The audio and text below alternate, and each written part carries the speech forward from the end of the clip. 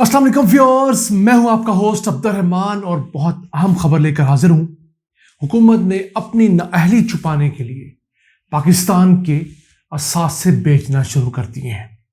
जी हां, जिस हुकूमत ने गुज़िश्ता 6 माह के दौरान $2.25 अरब कम कमाए, एक्सपोर्ट्स कम करके, रेमिटेंसेस कम मंगवा के, अब उस खसारे को पूरा करने के लिए $1.5 अरब के 2 पावर प्लांट्स बेचने जा रही है।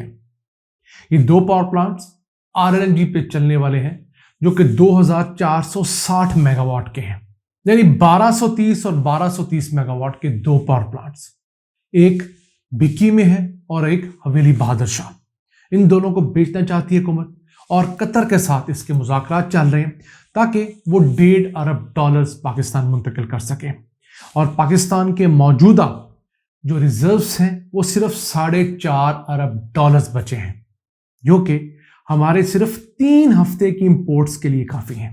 मौजूदा हुकूमत ने आके इंपोर्ट्स को बहुत कम किया, लेकिन उसके बावजूद हमने पिछले माह $5.25 अरब की इंपोर्ट्स की थी।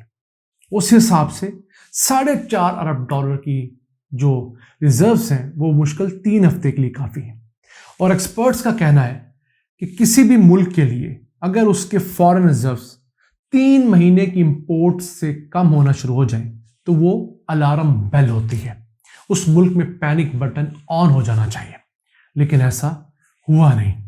हुकूमत अब जुल्म क्या कर रही है कि जल्दबाजी में एक्सपोर्टर्स के लिए जो इंपोर्ट्स हैं वो बंद किए हुए हैं, तो उसका नुकसान क्या हो रहा है कि एक्सपोर्ट्स भी ऑटोमेटिकली कम हो रही हैं। या तो हमारी इंपोर्ट्स कम होती, बड़ी अच्छी बात है, लेकिन एक्सपोर्ट्स खा बढ़ती ना, उसी मुकाम पर भी रहती तो ठीक थी। लेकिन गुज़िश्ता 6 माह के दौरान हमारी एक्सपोर्ट्स के अंदर तकरीबन $1 अरब की कमी वाक़ हुई है। हालांकि जिस प्रोजेक्शन से पाकिस्तान की एक्सपोर्ट्स बढ़ रही थी, हम आपको गुज़िश्ता 2 साल की वीडियोज़ में बता रहे थे, इन 6 माह में हमारी एक्सपोर्ट्स में $3 अरब बढ़ना था। लेकिन ये 3 अरब बढ़ती क्या, ये $1 अरब घटी है। यानी कि कुल मिलाकर हमें पहले 6 माह जुलाई से दिसंबर के दौरान $4 अरब का टीका तो सिर्फ एक्सपोर्ट्स के मैदान में लगा है। फिर बात करते हैं और अहम फील्ड डॉलर कमाने की, रेमिटेंसेस। तो रेमिटेंसेस में भी गुज़िश्ता 2-2.5 सालों से इजाफा देखने में आ रहा था, जो कि गुज़िश्ता साल जून के बाद कम होता जा रहा है। अब इस मालियाती साल के पहले 6 माह के दौरान हमने रेमिटेंसेस के अंदर भी $1.25 अरब कमी रिकॉर्ड की है। 2022 का फिस्कल ईयर था, यानी जुलाई से दिसंबर सन 2021 के 6 माह पाकिस्तान ने $13 अरब 20 करोड़ रेमिटेंसेस में हासिल किए थे। इस साल जुलाई से दिसंबर 2022 पाकिस्तान ने $12 अरब रेमिटेंसेस में मंगवाए हैं। कितना? $1.25 अरब का टीका। तो ये रेमिटेंसेस भी हमारी $1.25 अरब बढ़नी थी, तो बजाय $1.25 अरब बढ़ती ये मजीद घटी है। तो कुल मिलाकर $2.5 अरब हमने यहां भी लूज किया है। $6 अरब एक्सपोर्ट्स में लूज किया, $2.5 अरब हमने रेमिटेंसेस में लूज किया। तो गुज़िश्ता 6 माह के दौरान हम $8.5 अरब की अर्निंग लूज कर चुके हैं।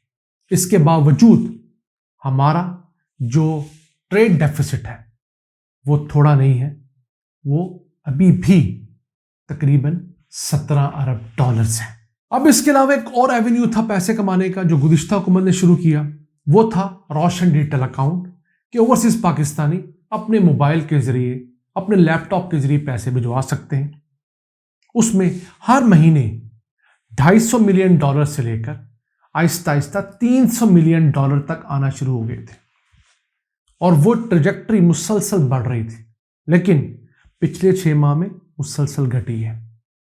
अगर हम पिछले 6 माह का मुआवजा 2021 के 6 माह से करें तो फिगर्स कुछ यूं हैं कि पिछले 6 माह के दौरान हमने $970 मिलियन मंगवाए, जबकि 2021 के 6 माह थे जुलाई से दिसंबर तक, उसमें हमने $1598 मिलियन मंगवाए थे।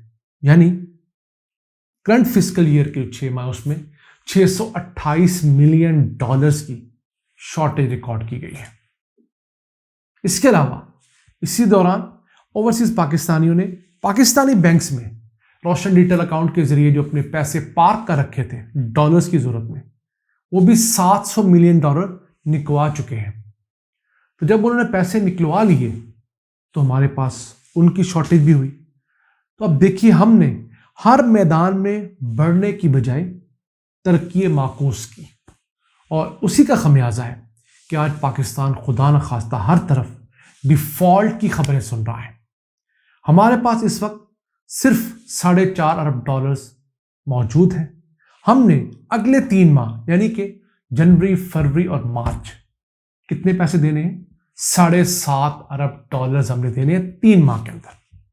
इनमें से चाइना के पैसे अगर चाइना में रोल ओवर भी करते, यानी वो कहे कि आप इन 3 माह की बजाय 1 साल और लें, तब भी हमने कुछ 3 से 4 अरब देने हैं।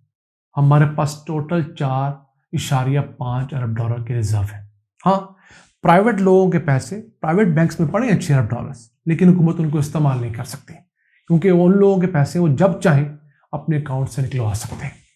तो इन हालात में अपने असासे बेचकर और सिर्फ इसहाक डार की इस जिद को पूरा करना कि डॉलर सस्ता रहेगा मुमकिन नहीं है।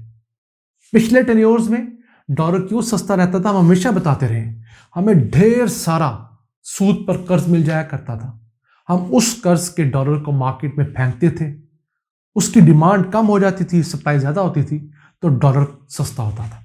अब हमारे पास चूंकि डॉलर देने के लिए नहीं है, मार्केट में लोग डिमांड कर रहे हैं, अपनी सेविंग्स को डॉलर में कन्वर्ट करवा रहे हैं, और इसहाक डार ने पिछले 100 दिनों के दौरान डॉलर को बड़ी हद तक रोक कर रखा है। उसका नुकसान ये हो रहा है कि पाकिस्तान की एक्सपोर्ट्स बढ़ने की बजाय घटना शुरू हुई हैं। रेमिटेंसेस जो पहले लीगल चैनल से आती थी, इलीगल चैनल से हवाले हुंडे के जरिए आ रही हैं। पाकिस्तान को वहां से पैसे कम मिल रहे हैं। फिर एक्सपोर्टर्स को बाहर से जो अर्निंग हो रही है वो वहां रोक रहे हैं, क्योंकि उनको पता है महीना 2 महीने बढ़िया इसहाक डार रोक लेंगे। इस बंद ने जब टूटना है, इस आर्टिफिशियल सेटअप ने डॉलर को रोकने, तो डॉलर खुदा ना खास्ता 250 से 300 रुपए तक जाएगा, तो हम उस वक्त अपने पैसे लेकर आएंगे। ये भी जुल्म एक्सपोर्टर्स की जानब से, लेकिन हुकूमत ने उनको अलाउ किया है कि वो जो भी एक्सपोर्ट अर्निंग कमाएंगे उसको 6 महीने तक बाहर रख सकते हैं, तो वो उसका फायदा उठा रहे हैं। तो इन तमाम वजूहात की वजह से जो डार साहब का एक विजट था, जो जादू की छड़ी थी, वो टूट चुकी है। और जिस तरह शहबाज शरीफ की परफॉर्मेंस का पोल खुला, उसी तरह डार साहब की इकोनॉमिक्स का भी पर्दा चाक हो चुका है। लेकिन हम इन हालात में अल्लाह से दुआ गो हैं और पाकिस्तान के लिए बेहतरी की उम्मीद करते हैं कि ये मुश्किल दिन भी निकल जाएंगे। दुआ गो हैं कि इस मुल्क में इलेक्शन हो, जल्दी इकोनॉमिक के साथ पॉलिटिकल स्टेबिलिटी आए, क्योंकि दोनों का गठजोड़ है। उसके बाद आपको पैसे दुनिया भर से अरेंज करना कोई इशू नहीं है। ओवरसीज पाकिस्तानियों को अगर आपने फैसिलिटेट कर दिया तो आपके खसारे और ज़रूरियात तो वही पूरी करने के लिए काफ़ी है, लेकिन उनकी डिमांड भी वैसे मानने की ज़रूरत है जैसे आज हम IMF की मान रहे हैं। उनको भी वोट का हक देना है, उनको भी इज्जत, प्रॉपर्टी, जान माल का तहफ़्फ़ुज़ देना है, तभी जाकर वो हमारी मदद को आएंगे।